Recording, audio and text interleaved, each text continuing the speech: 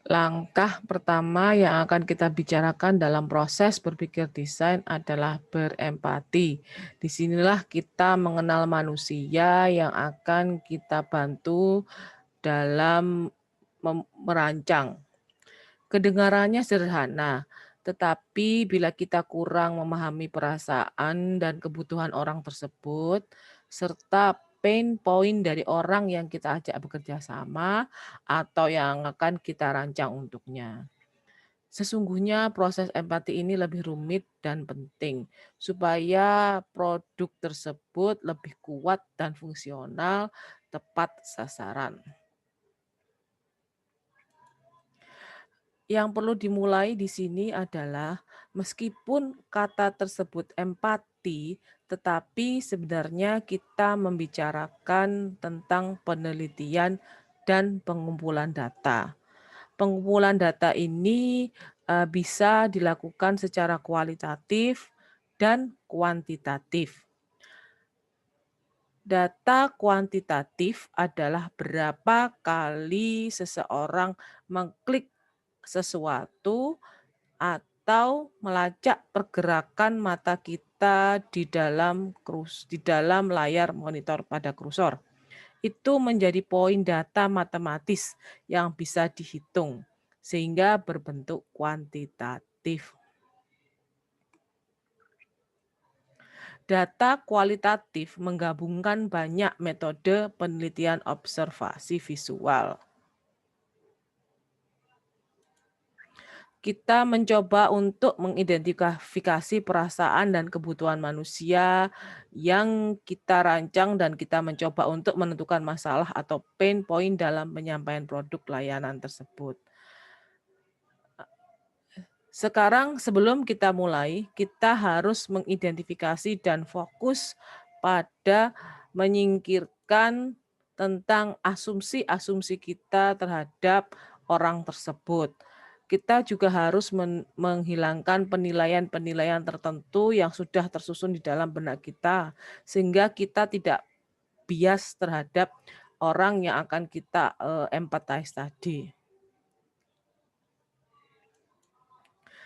Jika kita merancang untuk populasi atau orang yang berusia 80 tahun, maka kita memiliki penilaian bias bawah sadar kita tentang kemampuan fisik orang tersebut.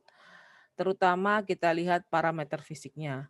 Sehingga kita perlu mencari tahu lebih dahulu kemampuan fisiknya sesungguhnya. Kita harus mengesampingkan asumsi-asumsi dan penilaian kita mengenai lansia ini. Karena kita benar-benar harus masuk ke dalam kerangka berpikir untuk pengumpulan data yang murni. Dilihat dari mata kita atau penglihatan kita, kemudian dilihat dengan memahami perasaannya, serta mengkomunikasikan pemahaman kita terhadap populasi atau orang tersebut.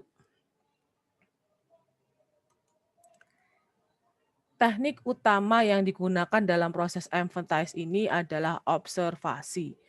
Kemudian keterlibatan atau engagement serta pendalaman atau menyelami. Kita harus menghabiskan waktu dengan orang-orang yang menggunakan produk kita atau berpotensi menggunakan produk-produk kita.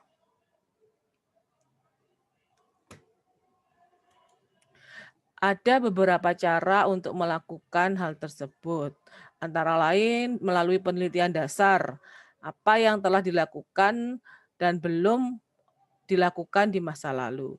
Bisa juga dengan wawancara dengan pelanggan, audiens, atau pemirsa. Kita juga bisa menyebarkan kuesioner yang disampaikan melalui survei.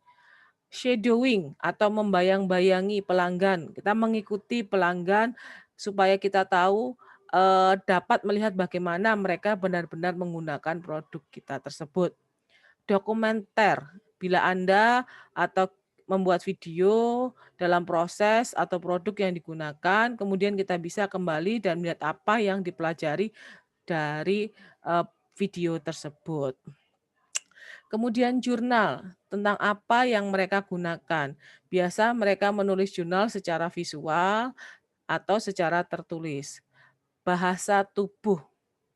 Bahasa tubuh ini, eee, s kita bisa melihat ketika orang tersebut melihat situs web atau, melihat komputer. Kita mengobservasi apakah mereka membungkuk, ataukah mereka kelelahan, dan bagaimana tubuh mereka, sehingga kita bisa melihat dan mengumpulkan data dari observasi kita, dari observasi bahasa tubuh itu.